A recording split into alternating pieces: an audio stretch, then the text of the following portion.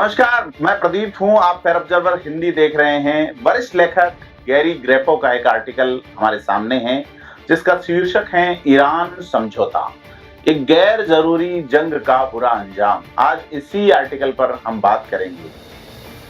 आपको याद होगा 17 जून को अमेरिका और ईरान ने एक एमओयू यानी समझौता ज्ञापन पर दस्तखत किए। इसका मकसद है पिछले 4 महीने से चल रही जंग को खत्म करना। लेकिन अगर सच कहा जाए तो एक बहुत ही खराब डील है। यह अमेरिका और इजराइल के सुरक्षा लक्ष्यों को हासिल करने में पूरी तरह नाकाम रही है और उल्टा ईरान के नए कट्टरपंथी नेताओं को इसका सीधा और साफ फायदा है। इस एक गैर जरूरी जंग को छेड़कर अमेरिका ने उसी विश्व व्यवस्था की नींव हिला दी जिसे बनाने में उसने कई सालों तक मदद की थी।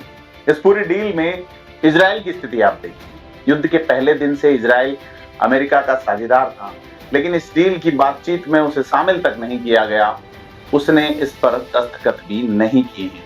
और अब बात करते हैं कि यह जंग इतनी विनाशकारी क्यों रही और यह उम्मीद के मुताबिक क्यों नहीं चली। ईरान को भारी नुकसान हुआ। उसने अपने सर्वोच्च नेता अली खामेनेई समेत कई बड़े राजनीतिक और सैन्य नेताओं को खो दिया, लेकिन उन्होंने हार बिल्कुल नहीं मानी।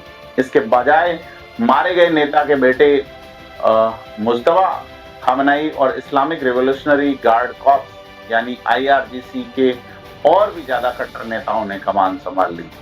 शुरुआत में अमेरिका और इजराइल का पलड़ा भारी था। उन्होंने ईरान के कई ठिकानों को तबाह करने का दावा किया, लेकिन इसके जवाब में ईरान ने अमेरिकी सैन्य ठिकानों, खुद इजराइल और अमेरिका के खाड़ी सहयोगियों पर मिसाइल और ड्रोन से इतने भयानक हमले किए कि सभी को भारी नुकसान हुआ।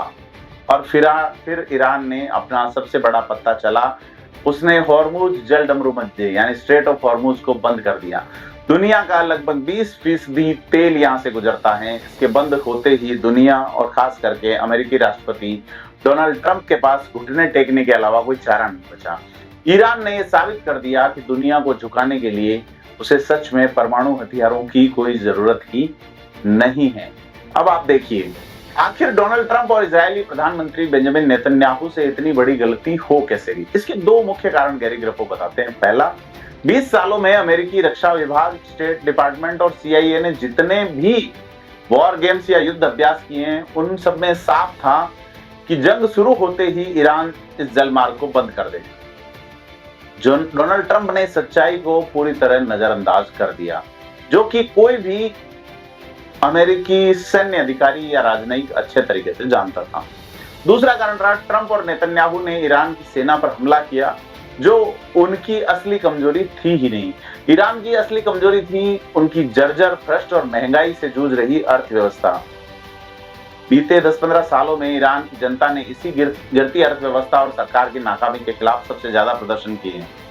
ज्यादा समझदारी इसमें होती है कि IRGC और ईरान की अर्थव्यवस्था पर निशाना साधा जाता। पूरी दुनिया और सहयोगियों के साथ मिलकर उन पर कई कड़े सैंक्शंस लगाए जाते, क्योंकि अवैध तेल बेचकर या रूस और चीन के थोड़े बहुत समर्थन से इस मरती हुई अर्थव्यवस्था को बचाया नहीं जा सकता था। दुश्मन की सबसे कमजोर नब्ज पर वार करना हमेशा से जंग की एक खास रणनीति रही है, लेकिन अमेरिका यह करने में चूक गया। और यही वजह कि इस डील में अमेरिका जो है वो चौतरफा आलोचना का शिकार हो रहा है। न्यूयॉर्क टाइम्स के एडिटोरियल बोर्ड ने लिखा है कि राष्ट्रपति ट्रंप जंग हार गई। Council on foreign relations CFR ने कहा व्यापक शांति समझौता टिकेगा, इस पर शक करने की वाजिब वजहें हैं। फॉरेन अफेयर्स के मुताबिक ये ट्रंप के दोनों कार्यकालों की सबसे बड़ी विदेश नीति की विफलता है। वॉल स्ट्रीट जर्नल ने इसे रणनीतिक पीछे हटना कहा है। CNN ने कहा कि ट्रंप ने खराब शर्तों पर कदम पीछे खींचे और द इकोनॉमिस्ट का मानना है कि ईरान के मन से जंग का डर खत्म हो गया है। जरा सोचिए, ट्रंप ने जंग की शुरुआत में जो लक्ष्य तय किए थे, उनमें से एक भी हासिल नहीं हुआ। ईरान के परमाणु हथियारों पर कोई डील नहीं हुई। ईरानी मिसाइलों पर कोई रोक नहीं लगी, जो आज भी इजराइल, खाड़ी देशों, तुर्की, ग्रीस या इटली जैसे नाटो देशों में भारी तबाही मचा सकते हैं। हिजबुल्लाह है, हमास, हूती इराक के शिया मिलिशिया और अन्य गुटों को मिलने वाले ईरानी समर्थन पर कोई पाबंदी नहीं लगी। इसके बदले में अमेरिका ने बहुत बड़ा समझौता है, तेल पर लगे प्रतिबंध हटाए हैं, जो कि अमेरिका की सबसे बड़ी हार हैं, और ईरान के पुनर्निर्माण के लिए $300 बिलियन यानी 300 अरब डॉलर का एक डेवलपमेंट फंड बनाया जाएगा। और ईरान ने इसके बदले में क्या छूट दी है? एमओयू की भाषा के मुताबिक ईरान ने सिर्फ ये कहा है कि जो वो अगले 60 दिनों तक फारस की खाड़ी से कमर्शियल जहाजों को मुफ्त में सुरक्षित गुजरने की अपनी पूरी कोशिश करेगा। ये भाषा इतनी ढुलमुल और गोलमोल है कि कोई भी हैरान रह जाएगा कि अनुभवी अमेरिकी वार्ताकारों ने इसे मान कैसे लिया। इस एमओयू से ईरान साफ तौर पर अपनी जीत का दावा कर सकता है। यह इच्छा शक्ति की जंग थी जिसमें डोनाल्ड ट्रंप ने न सिर्फ घुटने टेके बल्कि युद्ध के मैदान में सरेंडर कर दिया। लेकिन गैरी ग्रेपो कहते हैं कि इसका यह मतलब भी नहीं कि ईरान के लिए सब कुछ अच्छा ही है। बड़े पैमाने पर देखा जाए तो ईरान के नेताओं और वहां की जनता की हालत बदतर ही हुई है।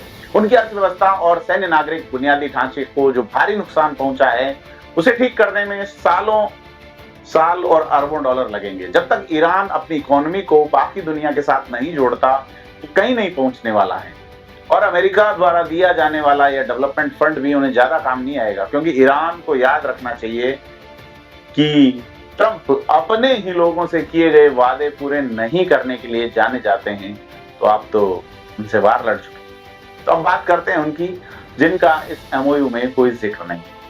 इजराइल, खास करके बीवी नेतन्याहू की हालत सबसे खराब है। नेतन्याहू ने ट्रंप की गाड़ी में सवार होना चुना, लेकिन उन्हें स्टेशन पर ही अकेला छोड़ दिया गया। अब उन्हें अपनी जनता को जवाब देना पड़ रहा है कि अमेरिका के साथ उनके रिश्ते इतनी तेजी से क्यों बिगड़ रहे हैं। ट्रंप हमेशा से एक बहुत ही अस्थायी और धोखेबाज साझेदार रहे हैं। हैरानी है कि बीवी और इजराइल की मशहूर खुफिया एजेंसी ये बात कैसे नहीं देख पाई। जले पर नमक छिड़कते हुए ट्रंप और राष्ट्रपति जेडी वेंस ने इस जंग के लिए लगभग नेतन्याहू और इजराइल को ही जिम्मेदार ठहरा दिया है। इजराइल को आज भी दक्षिणी लेबनान में हिजबुल्लाह और गाजा में हमास से खतरा है। एमओयू में लेबनान के खिलाफ कार्रवाई रोकने को कहा गया है, लेकिन अगर हिजबुल्लाह बाज नहीं आता है तो क्या अमेरिका इजराइल के जवाब देने के अधिकार का साथ देगा? बड़ा सवाल है। और इस लेख में गैरी ग्रेपो ये भी कहते हैं कि खाड़ी देशों का भी यही हाल है। युद्ध में उन्हें भारी नुकसान हुआ। कतर का मुख्य एलएनजी प्लांट ठप हो गया। इस नुकसान की भरपाई में अरबों डॉलर और लंबा समय लगेगा। अब उल्टे इन्हीं देशों से इस $300 बिलियन के डेवलपमेंट फंड में पैसे देने की उम्मीद की जा रही है। क्या उनसे पूछा गया था? उन्होंने अपनी सुरक्षा अमेरिका के भरोसे छोड़ी थी और अब वे सोच रहे हैं कि उन्हें इससे मिला क्या। और देखा जाए तो खुद अमेरिका ने बहुत कुछ खोया है।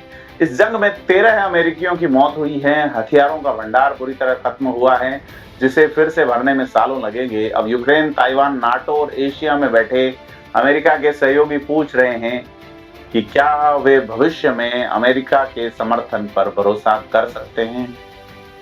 एमओयू के 60 दिनों की उलटी गिनती शुरू हो चुकी है। इन 60 दिनों में अमेरिका को ईरान के परमाणु हथियार क्षमता को बेअसर करना है और ईरान को प्रतिबंध में ढील चाहिए। साथ ही विदेशी बैंकों में फंसी अपनी $25 बिलियन से ज्यादा की संपत्ति को आजाद कराना है। ऐसे दर्जनों पेचीदा मुद्दे हैं जो 60 दिनों में नहीं सुलझ सकते।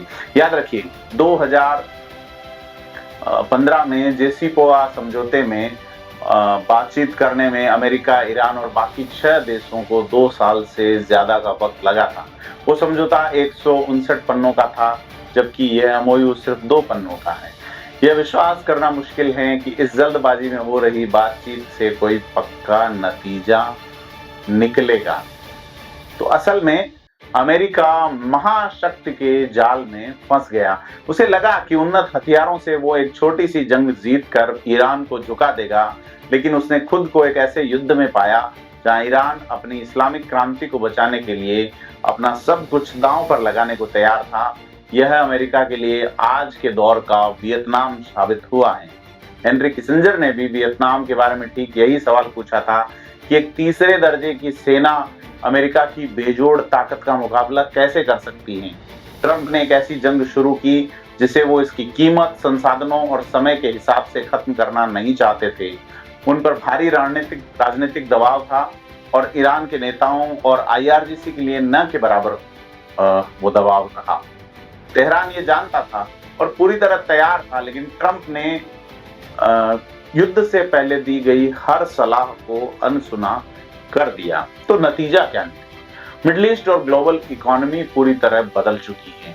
तेल का बाजार शायद खुद को संभाल ले, कीमतें थोड़ी ज्यादा होंगी, लेकिन अब दुनिया वैसी नहीं दिखेगी जैसी 27 फरवरी 2026 को दिखती थी। दुनिया भर में अमेरिका की साख और छवि को बहुत भारी नुकसान पहुंचा और यह सब हुआ सिर्फ एक गैर जरूरी जंग के कारण। लेख फेयर ऑब्जर्वर हिंदी के लिए गैरी ग्रेपो ने लिखा। ये अमेरिका के पूर्व राजदूत रह चुके हैं। गैरी ग्रेपो यूनिवर्सिटीज ऑफ डेनवर के centre for middle east studies में एक प्रतिष्ठित फेलो भी हैं। गैरी ग्रेपो के पास पब्लिक, प्राइवेट और नॉन प्रॉफिट सेक्टर में कूटनीति और पब्लिक पॉलिसी का लगभग 40 सालों का एक लंबा अनुभव है। आपको ये जानकारी कैसी लगी हमें कमेंट करके बताएं और फेयर ऑब्जर्वर हिंदी को सब्सक्राइब करना ना भूलें। धन्यवाद।